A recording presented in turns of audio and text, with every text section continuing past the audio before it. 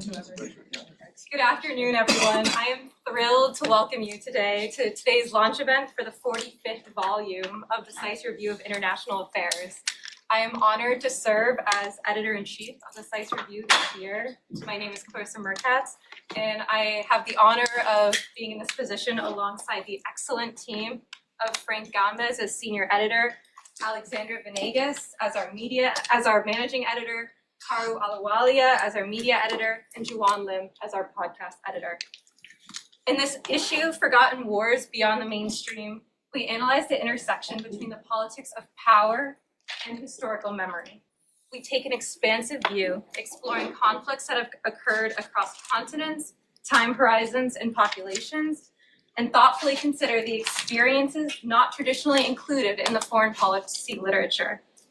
And while we make certain today to situate our examination of each war in its own individual context, we believe that these articles, in conversation, illuminate broader themes and perspectives that are important for advancing the academic discipline of international relations.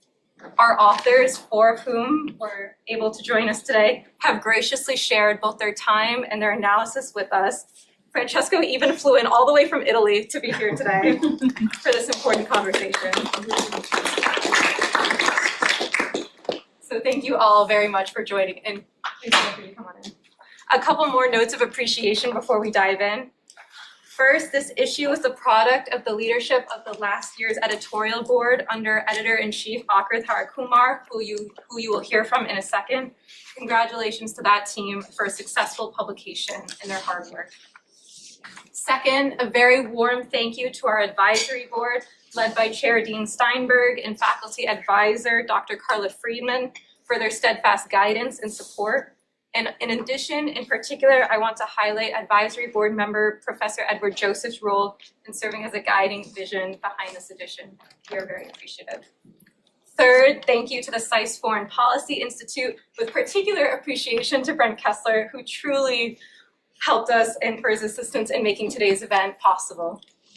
And lastly, to the assistant editors who worked tirelessly to make this edition a reality, thank you. Some of you are in the room with us today. You truly are the backbone of all the work that we do. So to preview our time together, we will have a few more opening remarks before I open the discussion with introductory questions for our authors, but I urge you to start thinking of your own questions now, because I will then soon turn to the audience for Q&A. And with that, I welcome Akrith for his remarks.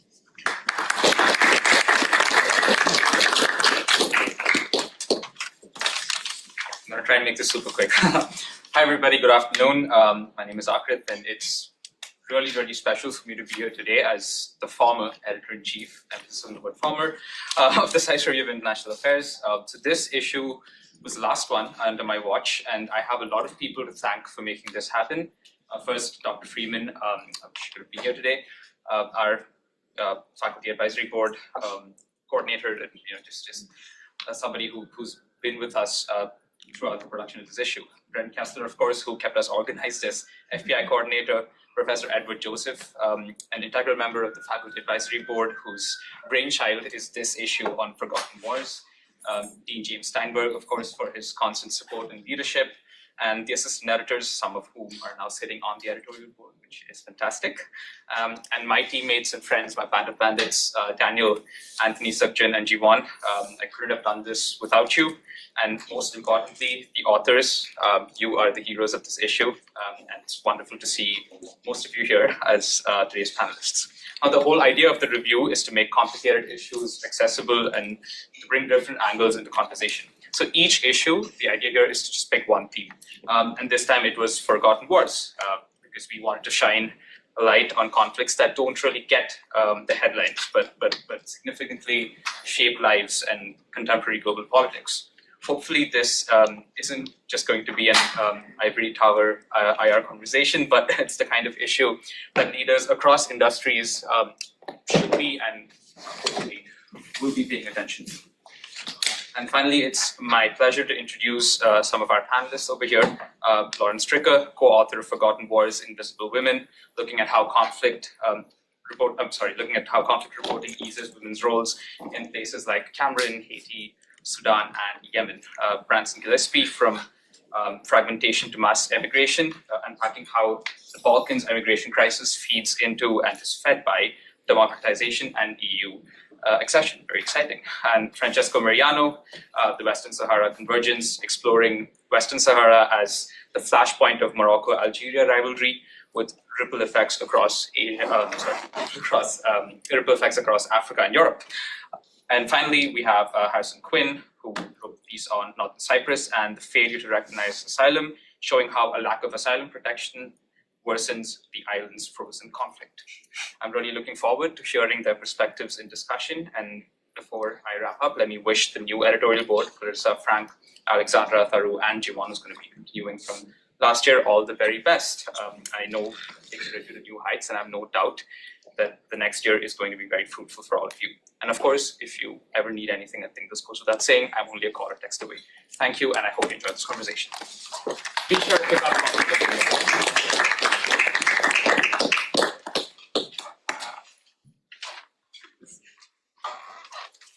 Thanks to Akrith and last year's board, this year's board, and everybody involved with the SAIS review. It's always a great pleasure to be here, and to Ed for your leadership in making all this happen, but especially to the authors. Thank you for your contributions. I have to say I have a somewhat ambivalent feeling about the title of this issue, because I fully accept the idea that for the broader public, these are forgotten wars, but I feel like I have a scar for almost each and every one of them from my career in government. I can share with you stories on almost everyone, from Sudan to Myanmar to Haiti to the Balkans and Somalia. So I particularly appreciate, because of my own experience, the need to raise the profile and the awareness of these things. We do focus a lot these days on great power conflict, and understandably, some of the things that are in the news at the forefront of conflicts, but these are issues which have in many ways equally important conflicts.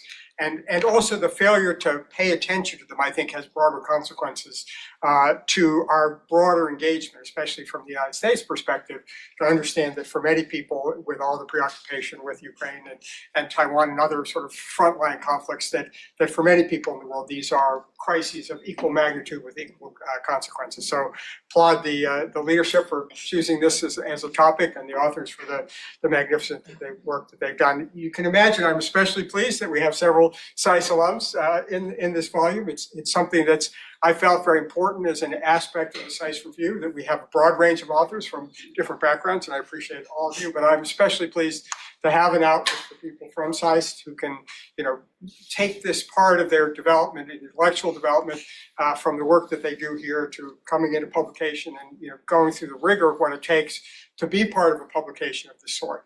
One of the things that is distinctive about SAIS and why we're here is that there are a lot of places writing about contemporary policy issues. You have a lot of think tanks here in town, but what's distinctive about here is the sort of the deep rigor and sort of grounding in facts that we depend on in our research and our scholarship.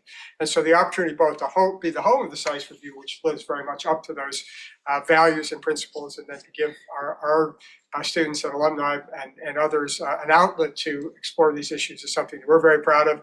Grateful to Carla for her leadership in this and willingness to take this on. It's just something that we're all very proud of, and very proud of all of you for the work that you do to bring into being. So thanks on behalf of everybody here at SAIS.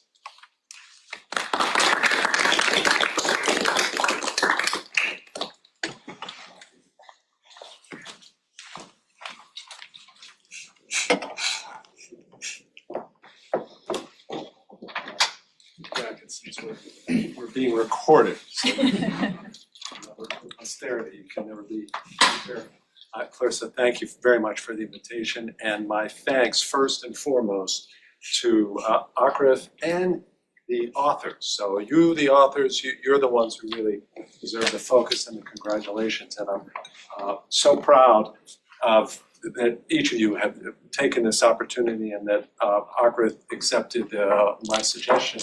And I will say here very briefly, consistent exactly with what the Dean was just saying, that for us in the SAIS community, there should be nothing forgotten about any of these conflicts, and that's why the idea came to my mind. It's fine if you walk down the street in Washington or anywhere, Branson's from Kentucky, or you in Kentucky, and you ask someone, have they heard of Tigray? And it's fine if they've never heard of Tigray, but it's not fine within this building, at least within the SAIS in this building. It's not fine. I'm an alumnus, by the way. I speak to this through my own education when I was your age and attending here as a student. And what I gained, it's the exposure to the world. And let me say quickly, one other thing. Your degree, when an employer looks at you, one of the things they're going to be expecting from you is what I call SAIS-Q, like IQ, I call it SAIS-Q. Okay, this is a general international studies degree. It's not an MBA. You're not coming in here with some very precise technical skill, even if you have your focus area. They are still going to expect you to be worldly and to be aware, and that's one reason why I suggested this topic, and I'm so pleased that you all have taken it with such enthusiasm. And if I can say one other thing, because Tigray doesn't appear here, and Sudan doesn't appear here, but SAIS Review did do, as part of this effort, a podcast. Jiwan did a podcast with a noted Sudanese expert whom I had met. And I'm just going to recommend, in addition to these fine articles, one short article that sort of gives you the thematic or even emotional reason why these conflicts matter. Because look, we're all human beings. So a life in prominent country conflict A and prominent conflict country B, which I'm not even going to name, you all know what are conflict A and B dominating. Okay, but conflict in country Z is just as important, and even the magnitude of that in terms of a civilian death toll can even be larger. I just commend one short article in addition to these fine articles for you, and that's on Sudan, and it's by the leader of the Masalit tribe. And if you Google Washington Post Masalit leader, you will find the article. It is one of the most emotionally affecting. It's a policy piece, but it's very emotionally affecting and will serve as a reminder at what's at stake. So, Clarisa, thank you very much for this opportunity. I really appreciate it. Thank you, Professor.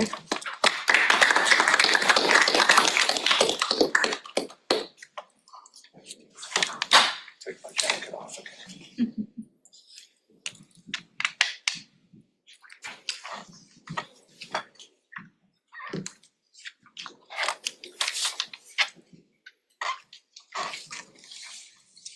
Okay, so with that, we're going to go ahead and get started. We're going to try without microphones, but if any of us cannot be heard at any point, please feel free to interrupt and let us know, and do start thinking of your questions now. So just to kickstart us, I was hoping that each of you could share how you came to write about the conflict or conflicts that you chose, and why you believe the foreign policy community needs to pay better attention to that particular crisis. And if I may, I might actually start with you, Harrison. And before I ask for your remarks, I might actually just poll the audience for a second. Quick show of hands. How many of you are familiar with Northern Cyprus? So we have some who are pretty familiar, but it's kind of a split crowd. So I was wondering if you could get us started on your perspective, how you came to this topic. Sure. So thank you very much for having me and organizing this panel. So this was very much kind of putting the cart before the horse. I started by seeing there was a call for publications and thinking, I'm about to graduate SAIS. I finished in May. I really want to get an article up because I'm looking to apply for law school. They're going to really appreciate having any sort of publications like that. Of course, you have some small memos. But I was a Europe focus. My main area is Germany and Netherlands, very well-documented countries generally, very easy to find things online. And typically, conflicts more well-researched. I can't exactly cover South Africa or something like that. So I kind of tried to focus on, well, what are the forgotten conflicts of Europe? I went on Yugoslavia, which fortunately I did not double up with France in here. And I said, oh, well, Cyprus, I haven't really, you see kind of in the more niche analyses of like forgotten conflicts in Europe, what's going on there? I hadn't really looked at it since I learned what the capital was, maybe in middle school, so I figured it'd be a good field to maybe get more involved in. And then when I was reading on the literature, I said, well, there's a lot of stuff on Cyprus. As expected, it's the predominant power and has more international reach, but Northern Cyprus really has no resources. It's happening there. And it turns out there's actually a pretty substantial immigration crisis going on the island. And then I asked, well, why that is. And I was trying to see what Northern Cyprus's refugee policy was, because of course, Cyprus is kind of preempting, I guess, this explanation of my article. Cyprus is very close to the Middle East, obviously. It's with hundreds of kilometers of Turkey and of course with Syria. And Northern Cyprus didn't have asylum policies. And I said, well, that's probably something that should be researched. And of course, I did the mandatory, did somebody else cover this Google? I didn't find much, at least not English initially. So I said, let's get started with this. And kind of as I was going through it, I realized this is a very good encapsulation of, I think, modern conflicts. Although it's frozen, it's ethno-national. We have Turks and Greeks on the same stretch of an island. We have Greek, and then with that, we have kind of the Turkey-Greek interregional conflict, interstate conflict, which brings in NATO, which brings in all these international courts. It's a legal conundrum that's been going on since the 70s. No wonder it hasn't been solved. There's so many layers that we have to unpack. So I kind of end up with this very, hopefully not too convoluted article, examining what I thought were the broader issues with the immigration crisis and how that kind of expands into these interstate, interethnic, and international conflicts. So very much kind of a process of elimination in a way, but it led me to a very interesting topic. So. Good. Lauren, go ahead. Thanks, Clarisa. You didn't want to scan the room to see who's familiar with women. Thank you all very much. We'll do that at the end. I really appreciate that. Hi, everyone. My name is Lauren. First, thank you very much to Clarisa for putting this together, and thanks to the SAIS Review for publishing the article and inviting me here today. I'm really pleased to be here with you all. I wrote this article with a close friend and colleague, Katha Ray, who unfortunately could not be here today. But when we were reflecting on the title of this volume, we felt it was really important to communicate that it's not just certain wars that are forgotten, but also certain groups of people experiencing and responding to these wars. And in particular, women's contributions to conflict response and peace building are systematically ignored and dismissed. And when it comes to forgotten wars, women are facing this sort of double erasure where there's already very limited international media coverage, making it that much more difficult for women to secure representation for their work and their perspectives. So with this article, we wanted to fill this gap a little bit and demonstrate just how invisible women are in these wars, as well as to make a case for why these stories are worth telling. We chose 4 conflict contexts, Haiti, Sudan, Cameroon, and Yemen. So Professor, I'm glad to say Sudan did make its way into the volume. We chose these contexts because they have all experienced significant humanitarian costs, as well as limited international media coverage, but also have witnessed really significant contributions and leadership from women in responding to these conflicts. So we conducted a media analysis across these 4 countries. We collected about 992 articles, and we found that only 4 to 8% of these articles even mention the word women. And perhaps more disappointingly, only 2% of these articles mention women in a way that recognizes them as active agents and not just passive victims of violence. And this matters because in each of these conflicts, women are making strides that, if better understood and supported and funded and scaled up, could genuinely move the needle on the status of the conflict in these countries. In Cameroon, women are leveraging traditional female secret societies to organize and lead protests. In Sudan, you may recall women were a big part of leading the mass protest movement in 2019 around the ousting of President Omar al-Bashir. In Haiti, the mayor of Cap-Haitien is a woman, and she's actually secured a reduction in gang violence and a certain level of stability in her city, which is really remarkable given how difficult the context in Haiti is. And then finally, in Yemen, the Abductees Mothers Association actually negotiated the largest prisoner exchange in the history of the conflict in 2020. So I appreciate you all letting me run really quickly through all of those examples, and I share that because if we're not telling the story of women's experiences and responses to conflict, we're simply reporting incomplete news. And that's why we decided to write this article. And just to tie your first 2 comments there together a little bit, I think you started, Harrison, kind of looking where the literature isn't right now, what needs to be brought to the light. And Lauren, with your piece, you found these examples that are so powerful and illuminating, but being able to kind of combine them into a coherent narrative, I think is kind of the power of both these pieces and also what we hope to do with the journal in general of trying to bring these unexplored themes to light. Francesca. So first of all, let me echo the comments of my colleague. It's a privilege and an honor to be able to attend. I think what first me drew to the Western Sahara conflict is that it I think it perfectly encapsulates just how complex and multi-layered, multi-dimensional conflict analysis can be. So if you look at it, Western Sahara really has it all. It starts as a post-colonial conflict, but it also doubles up as the key focus of Algerian and Moroccan geopolitical quest for regional dominance. It is one of the key nexuses for control of the Sahelian trade routes connecting the alliance of the Sahel states to the riverine states of Western Africa. It is the key springboard from which Morocco hopes to launch its energy and phosphate export strategy to turn itself into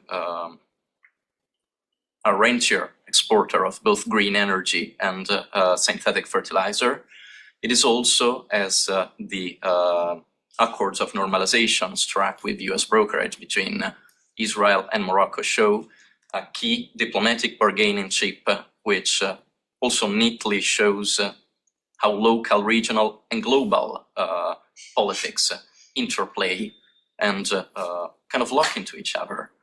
So what I think Western Sahara demonstrates most of all is that in order to decrypt, to understand, and hopefully diffuse conflict, you have to master a variety of language.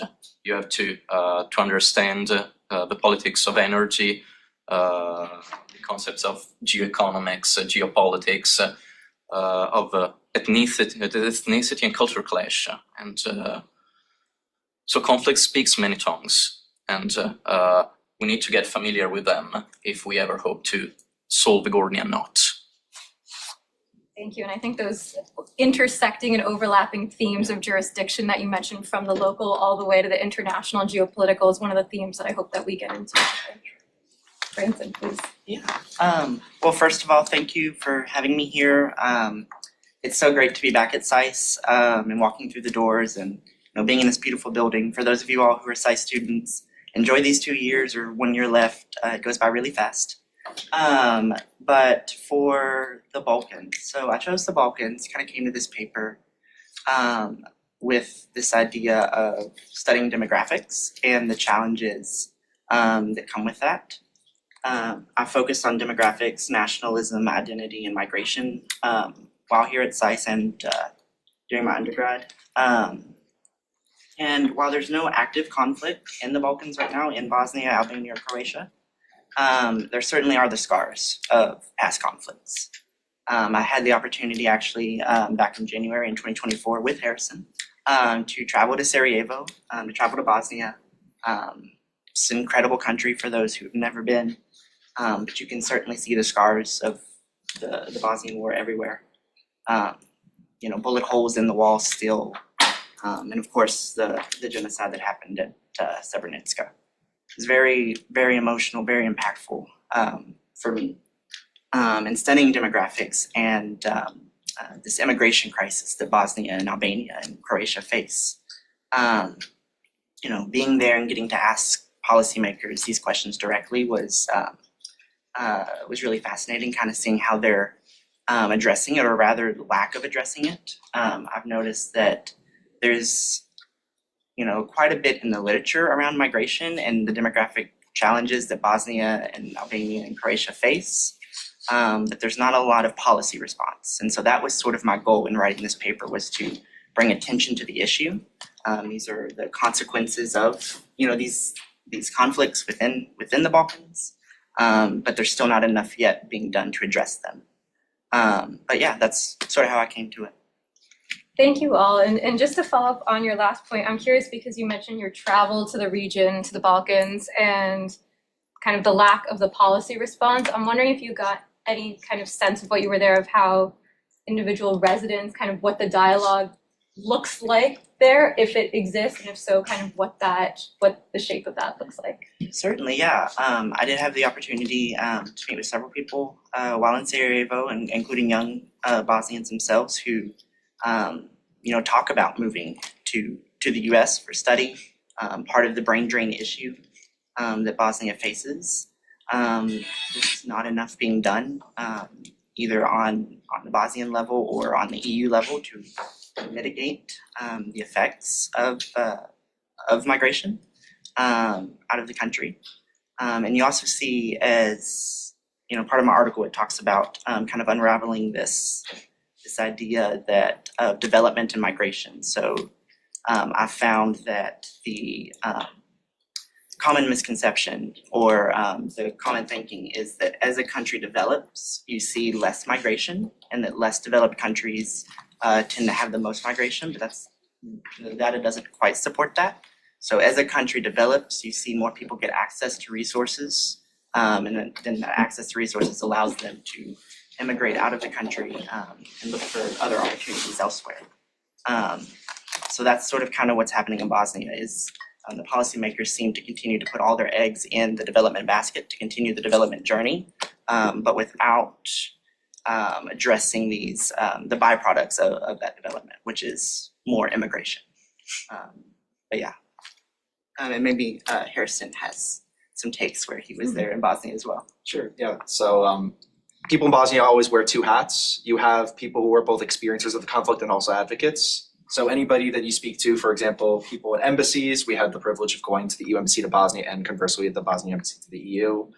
Al Jazeera, Balkans, first of all very welcoming organizations because they want the story told of the region, particularly because it exists in kind of a pseudo space where it's very pertinent, yet because it's so poignant, it kind of fades because it's always on your screen, so you kind of lose track of it because it's a constant.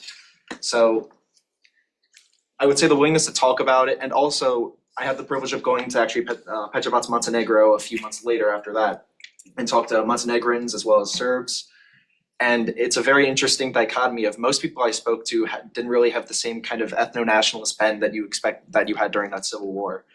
So the idea of immigration was still very common. A lot of them were saying they wanted to study at Ivy League universities in the United States or simply just go anywhere else in the European Union. But there's the idea that there's so much shared suffering that, oh, these are my Balkan brothers. It's no longer, oh, that's a Serb, that's an Albanian.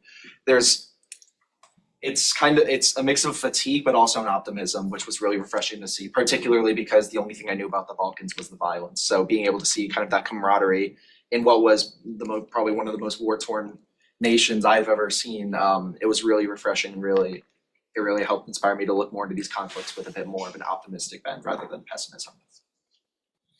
Thank you both for sharing those experiences. And I think when we're thinking about so-called forgotten wars, we need to strike this balance between both capturing the perspectives, the lived experiences, but also the information of these conflicts so that the magnitude and experiences can be correctly and accurately kind of portrayed.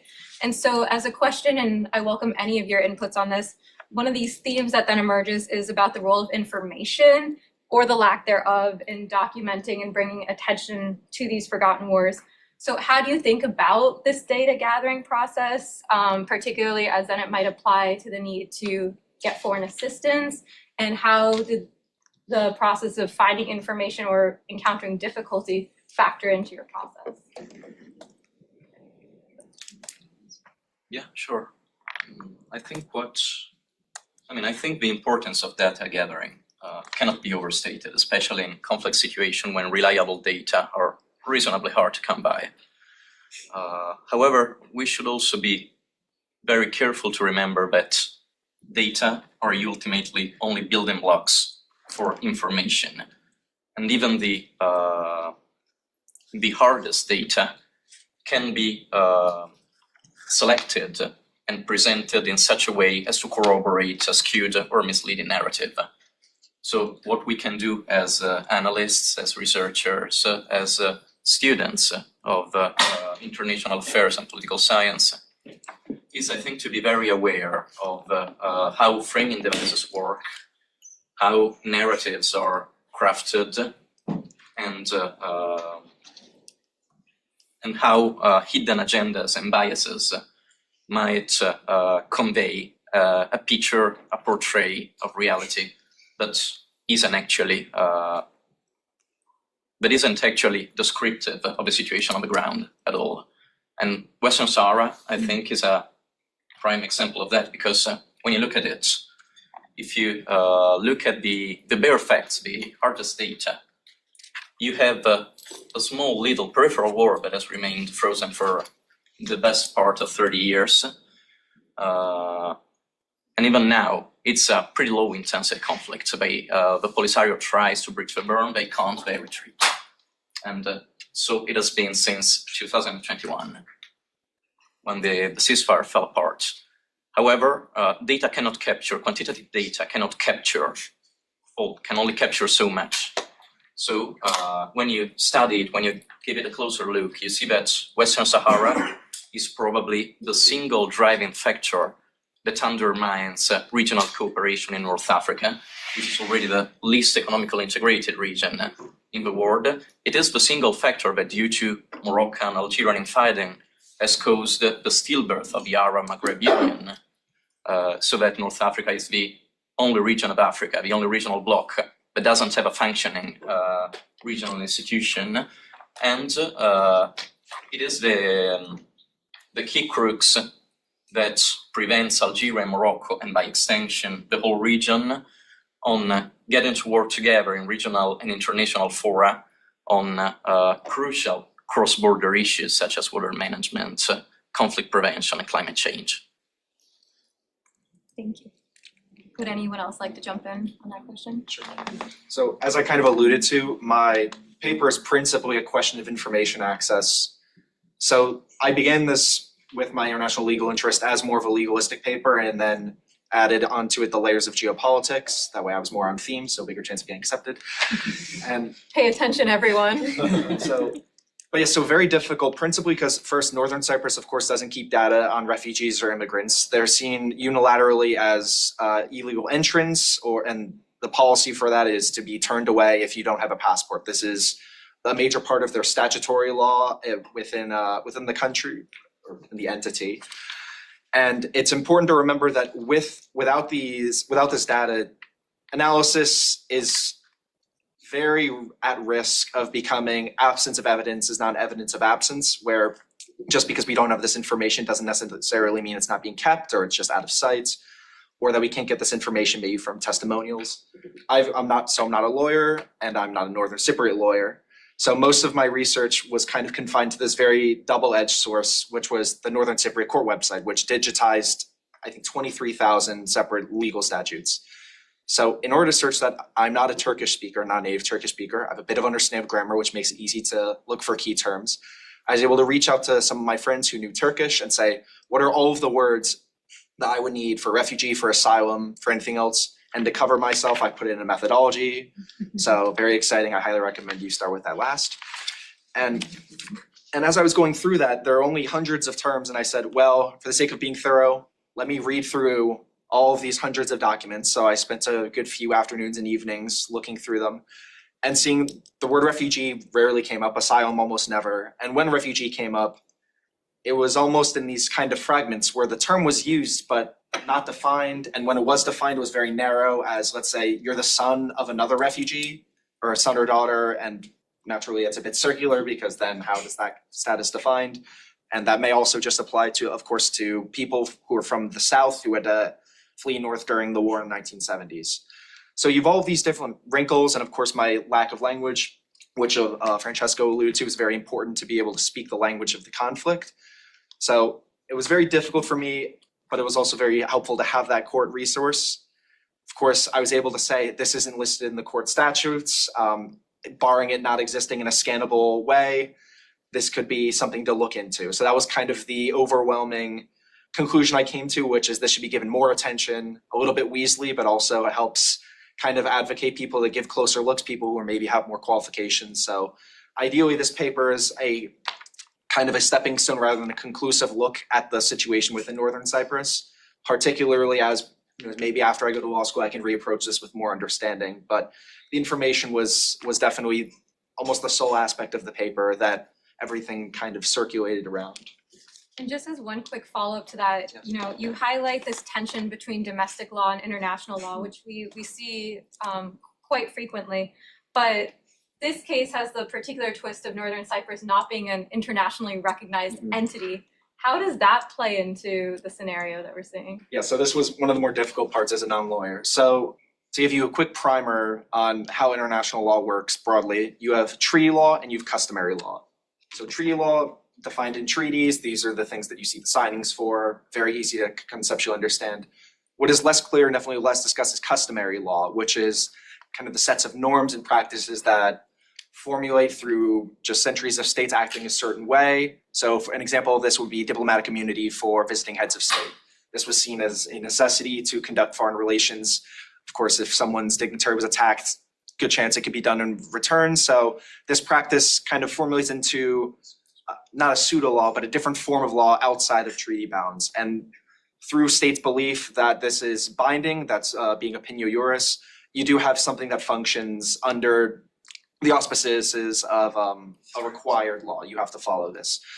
So for Northern Cyprus, of course, its legal systems, by not being recognized, are not seen as valid. Northern Cyprus is recognized as the territory of the Republic of Cyprus, which in turn is European Union territory. So the question I got asked was, well, why don't they just, why doesn't the EU or Cyprus enforce EU law there? Of course, Cyprus is a signatory to all of the UN treaties on refugee and asylum, this being the forgetting my years, but you have the Refugee Convention in the 50s and the Protocol in 1967, very foundational for asylum law. And of course, that's a practical issue. So this paper takes you have to, in 8,000 words, you kind of have to just, not hand wave, but you have to briefly go through the conflict itself because there's no way you can accomplish that outside of a book length. So returning back to the law. The tension is Northern Cyprus very much wants to be recognized. We've had around 2 to 3 very serious talks, the Annan talks in 2017 or around there, back years, were a major step and probably the closest step. It broke down due to intransigence on military pulling out. Turkey, of course, has troops stationed in Northern Cyprus. So Northern Cyprus, within its constitution, actually has listed international law is binding in our country. We have to follow international law, and the European Court of Human Rights is actually a searchable tool within that court website. So I of course searched through that as well, didn't find anything published, which is led me to the suspicion that Northern Cyprus isn't necessarily walking the walk, they're talking the talk. So through all these discussions, and of course through the apparent lack of protections for would-be refugees and would-be asylum seekers, we had examples of Syrians being kept underneath police stations for months. And that is probably the most cogent or most patent violation of international law, which I kind of harp on just because of the lack of information in this region. So the tension is more people looking past each other. The European Union and the UN don't recognize Northern Cyprus. It's unlikely to happen unless something changes, probably never. And then Cyprus not recognizing the North, but these relations have to exist because the vast majority of illegal immigration, 90%, comes from Northern Cyprus into Cyprus rather than arriving from boats. So these discussions have to take place, but how do you negotiate with an entity where negotiation is inherently recognizing? So it's very difficult. I can only imagine at a diplomatic level. The law is actually slightly more clear than I imagine the diplomatic situations have to be because I'm kind of rambling, but that's kind of how it is. It's a web, so everything has to, you have to kind of take the law as for the sake of argument, and then you move through, and from that you're able to understand that these protections don't exist, but Northern Cyprus can set up their own system if they want to. There's nothing in international law preventing them from having their own de facto asylum procedures, yet they don't. That's one of the discussions I have in my paper. If they wanted to, if they really want to have this investment from the world into them, maybe they should invest in the world as well. Thank you. I have a lot more questions I could ask. I'm just going to ask one more before I turn it over to the audience, so get your questions ready. Lauren, I promised that I would come back to the role of women. I was particularly struck in your piece, you had the quote that the selective nature of conflict reporting is a widely recognized phenomenon driven by the perceived news value within the commercial media landscape. I thought that was quite poignant. So I was wondering if you could expand on that, talk about the interests that are kind of dominating and are being considered of having such perceived news value. You brought up the case of the Haitian mayor who was able to successfully reduce gang violence. Those stories aren't making front page news. How do we think about that? And is there anything that we can do? Yeah, absolutely. Thanks, Clarisa. So the news is not a passive or objective reflection of our reality. Obviously, we all know this. the news that we see about conflicts is shaped by choices that are made by individual journalists and also are made by corporations of news outlets. And so when the conflict reporting that we see is ultimately driven by, or at the very least informed by, the business interests of a news outlet, inevitably the pieces that we're going to see are the ones that get clicks and views and are going to generate revenue. And then with algorithms working the way they do, the more that a certain article or a certain conflict gets those views and clicks, those are going to be fed to us, and it sort of drives this self-fulfilling cycle that makes it very, very difficult to get news attention on issues outside of the mainstream, and tries to, makes it more difficult to tell stories that are a bit more unconventional in understanding, what is conflict and what do we need to talk about in this sense. So addressing the economic systems that drive editorial decisions are very much outside the scope of this article and certainly beyond my personal expertise. But we do end our article with a series of recommendations that I think are really relevant to sort of reimagining a media landscape that could give due attention to these forgotten wars and to these forgotten groups of people within them. Within our own news consumption, within newsrooms, at think tanks, as we're, producing knowledge in any way, we should be pushing to figure out which stories are not being told. We should be interviewing women who are responding to conflicts in their communities, who are actually building peace in a way that is not making those flashy headlines. We should be really pushing past this dynamic of trauma pornography, not just seeing a value in women's stories when they are victims of violence, but also understanding the role that they play as members of their communities and economies and societies, sometimes as conflict parties. And so at the end of the day, if we can really push for these kinds of stories to be told, then I think that contributes to a broader change in understanding what matters when we talk about conflict. Okay, now it's time for all of you. Go ahead. If you have any questions, feel free to introduce yourself, and you can direct any type of question, whether it's specifically about the content of the article, also career-related academic writing, anything like that. If anyone has any. Please, Raghav. This is a question for anybody. What made you choose SAIS Review to publish your articles? Good question. Well, I went to SAIS, so it was easy access. But I think the quality of the journal, the quality of past issues, and things like that really made me want to try to join that type of level of quality. I think it also helped me elevate my own work to kind of live up to the past issues of the SAIS Review. Likewise. Dahlia. Clarisa, you asked all the questions I wanted to ask. I do want to go back to the media discussion just for another moment, because I think it is a really sometimes overlooked and important issue. I was in SAIS Bologna for a semester, and we had the, I think, chief editor of the Wall Street come to speak to us, and we obviously spoke about Russia, Ukraine, Israel, Palestine, which are really important big conflicts happening right now. And then I asked the question as to why they and no other mainstream media really ever release any headlines on Sudan and Congo. And a little bit depressingly, the answer was, well, people don't care enough, so it doesn't make us enough money. And when you say that we should push to talk about these other conflicts in a practical way, like we as in scholars, how do we really go about that? Because I think it's actually something needs to be done about it. And as a scholar that's not working for mainstream media and might never have that large enough voice to actually speak about overseen conflicts, how can we practically go about that? Sorry to go back to the media, but I think it's still lingering in my mind. Anyone can answer this. I think my own suggestions are surely part of a larger set of tools that we could use. I'm just going to give my own 2 cents and hope for somebody else to integrate my suggestions. What I find useful about the current internet and news landscape is that while we see the coalescing of news and media colossi who work according to the logics of interest and recursive clicking, as Laura so aptly put it. We also have a variety of niches, of more fragmented informational niches, that we can try to fill. Very down-to-earth examples would be platforms like Medium or Substack. Once you start maybe building a network of professionals, of experts, either through social media, direct contacts, conferences is pretty much a work of networking of HR, then you can also start building your own audience, and you can be promoter of a news you feel matter to you and which aren't necessarily tied to the interests of this or whatever business. Could be a way. I can jump in next. Thank you very much for the question. I think it's really important. And to start, I think I would just push back on this idea that people don't care. Yeah. We care about Sudan. People care about Sudan. Certainly the people in Sudan care about Sudan. And so it's really just a question of who cares and what power do they have.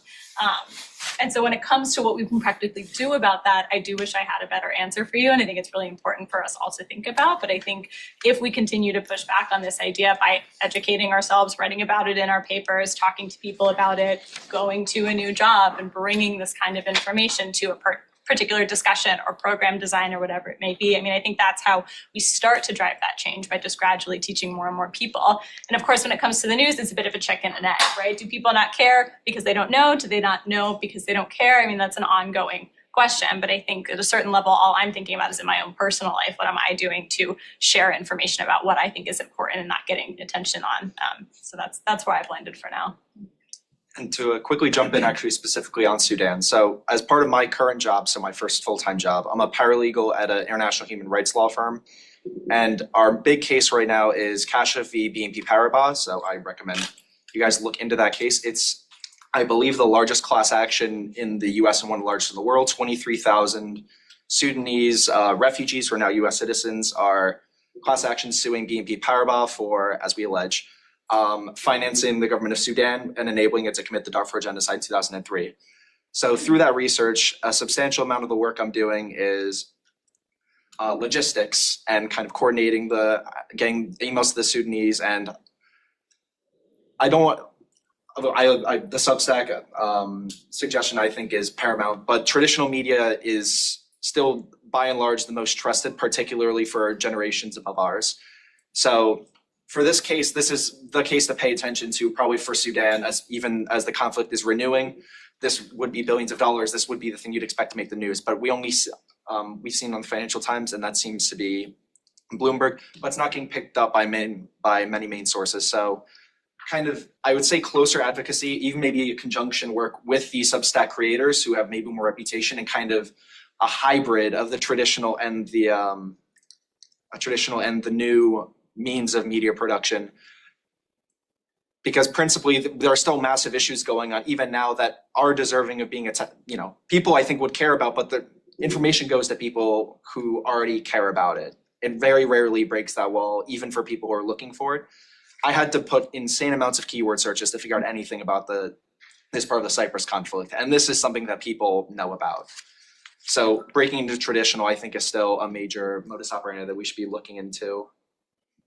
Yeah, you have to break the echo chamber. Exactly, yeah. Because people, what do you look at? I look at my phone, Google News, I scroll to the left, it's all mainstream news. I'm not really looking at Substack. I can't type that fast, so. It's all about ease of access. I know people have 1 p.m. commitments, but if there are any last questions from the audience, please. Clarisa, when you close, could you allow me just a couple closing remarks? Absolutely. But I don't want to preempt any other questions. We have one back. Pretul. I found your work on Cyprus to be very interesting. I have also been trying to understand how maritime issues of China are affecting, but I think a lot of the times when I'm translating, a lot of substantial matter is just lost in translation. And I was wondering, how did you deal with that? With respect to, you said that you had to make a lot of keywords and then ask your friends. But even after that, I'm sure there were a lot of challenges. How do you deal with that?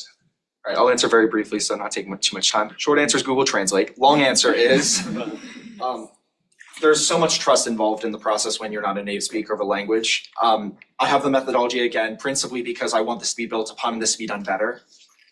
So for translation, even if you're a native speaker, this is law. You're never really, everything has different interpretations. So I didn't feel too broken up with the fact that I wasn't even getting, I guess, to the bare minimum interpretation of being a native speaker.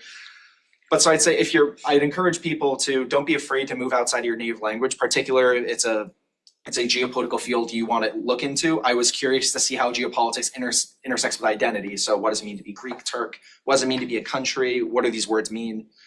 So I would say first off, reach out to your SAIS professors. They probably speak the language that you need, or they know someone who does. But for the process generally, don't be afraid to lose things, because academics is always a discussion. Put down your methodology, say this is where we should improve, this is what I think should be improved upon, here are my personal limitations. It helps, first off, it makes you sound like more honest academic, which gives you some street cred rather than being, I don't know how to speak the language. But it helps you understand really where you are as a researcher and where you can improve. So kind of treat it as an opportunity for growth rather than a limitation, I would say. Hopefully that answered. Yeah, and to also like kind of pick up on that, and to address also the media question. Each week with my students, I have them do current events, and I've noticed in the first few weeks of the semester that they were just pulling their news from CNN, Twitter, things like that. So I've now like required them to go and pull their sources and news from other countries' media, including in other languages. Google Translate, while it's not perfect, it's made a lot of progress. And of course, the use of generative AI to help translate documents is also very valuable, but that helps us break this cycle of just sticking to our own news, sticking with the mainstream, but we're getting into the local news of other places as well. But yeah. Thank you. I think, if I may be allowed, Please. one last remark. Of course. To take up once again on the media question, I think when you analyze a piece of news, mostly, rather than of course comprehending what is written there, much of the work of a researcher, of the analyst, of a scholar is actually to fill in the blanks.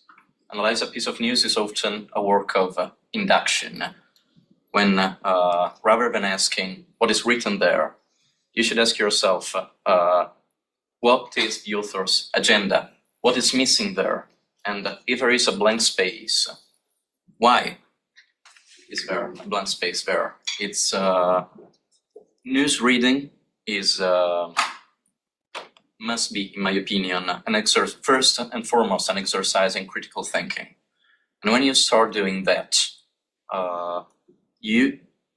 this is the first step in order to find the news you truly want and to sift the information you need from the background noise that media, in all of its exceptions, so often produces. Thank you. Can everyone join me in giving a warm round of applause?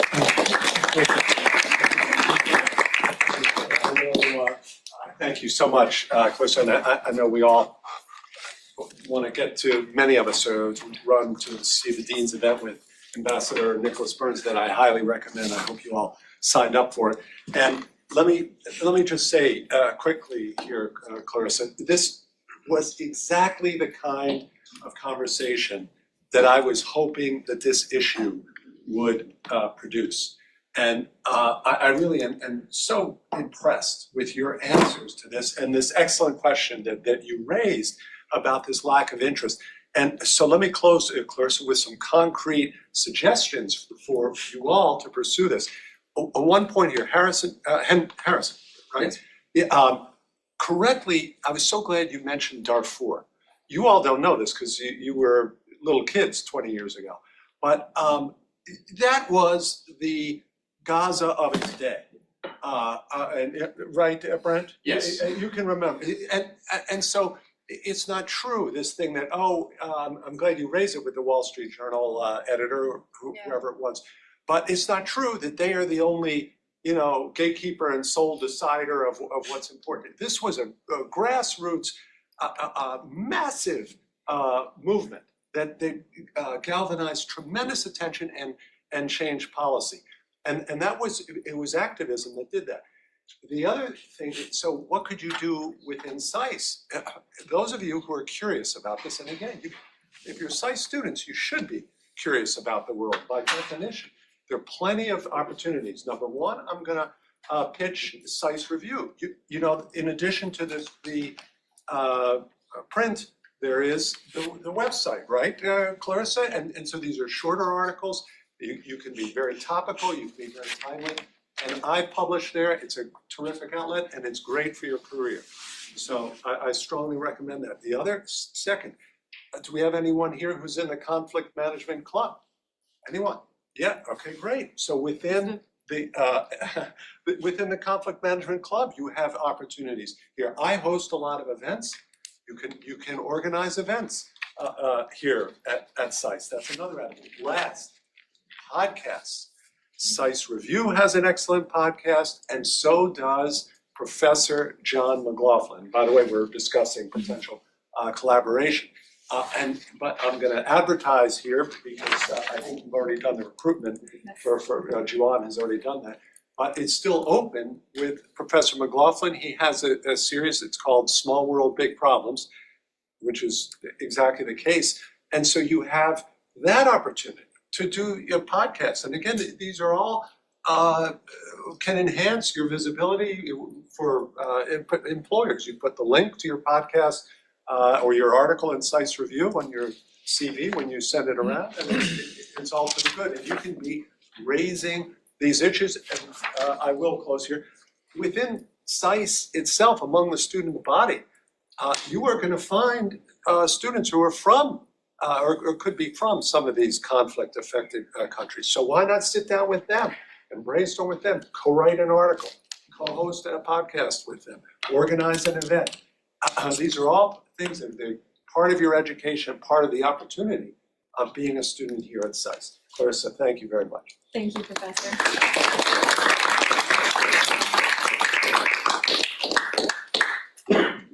I just want to echo what Professor Joseph just said. We highly encourage you to take a look, both in addition to the print editions that you have in front of you, also at our online content and our podcast, The Looking Glass. We just released the call for submissions for our fall 2025 issue, which will be Break in the Supply Chain, Disruption and Evolution in International Trade. We highly recommend that you take a look at that. The SAIS Review is entering its 70th anniversary since its founding as an alumni letter in 2026. So we look forward to continuing and growing our work as a leading academic foreign policy publication. And once again, a very big thank you to our panelists here today and for all of you for joining us. Thank you.